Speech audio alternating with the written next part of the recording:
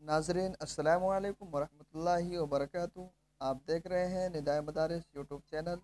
دوستو، اگر ہمارے چینل پر آپ نئے ہیں تو ہمارے چینل کو سبسکرائب کر لیں اور نوٹیفیکیشن کے لیے بیل آئیکن ضرور دبائیں۔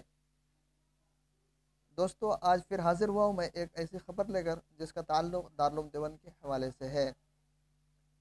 گزشتہ شب دارالحدیث تہتانی میں انجمن زینت القرآن شعبہ تجوید و قرات کا سشماہی اجلاس منعقد ہوا، جس کی صدارت قاری سید عثمان صاحب منصور پوری استاد حدیث دارالعلوم دیوبند نے فرمائی، جبکہ زیر سرپرستی حضرت مولانا مفتی ابو القاسم صاحب نعمانی محتمم دارالعلوم دیوبند نے کی، اور نظامت کے فرائض مولانا کفیل صاحب معین مدرس دارالعلوم دیوبند نے ادا کیے۔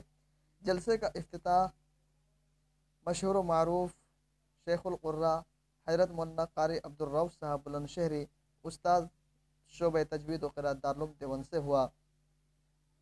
حضرت مولانا غلام محمد وستانوی صاحب محتمم جامعہ عقل کنواں و سابق محتمم دارالعلوم دیوبند نے طلباء کو خطاب فرماتے ہوئے کہا کہ قرآن کریم اللہ کی مقدس کتاب ہے اور طالب علم کو اس کے ساتھ والہانہ تعلق اور عشق رکھنا چاہیے۔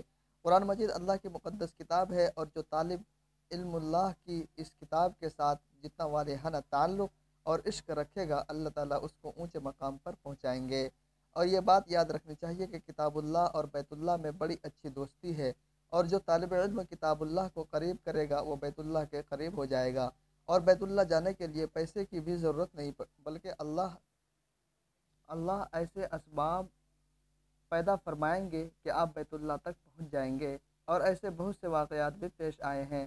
دارالعلوم ایک اللہ کی بہت بڑی نعمت ہے۔ آپ سبھی طلبہ مبارکباد کے مستحق ہے کہ جن کو اللہ تعالیٰ نے اس مادر علم میں قبول کیا، اور آپ لوگ دارالعلوم دیوبند کی قدر و منزلت کو پہچانیں۔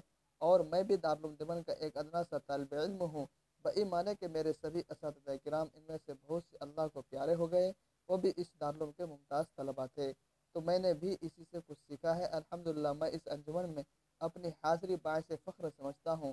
قرآن کی تلاوت سن کر میری طبیعت بہت خوش ہوئی۔ دوستو، اس ویڈیو کو زیادہ سے زیادہ شیئر کریں، لائک کریں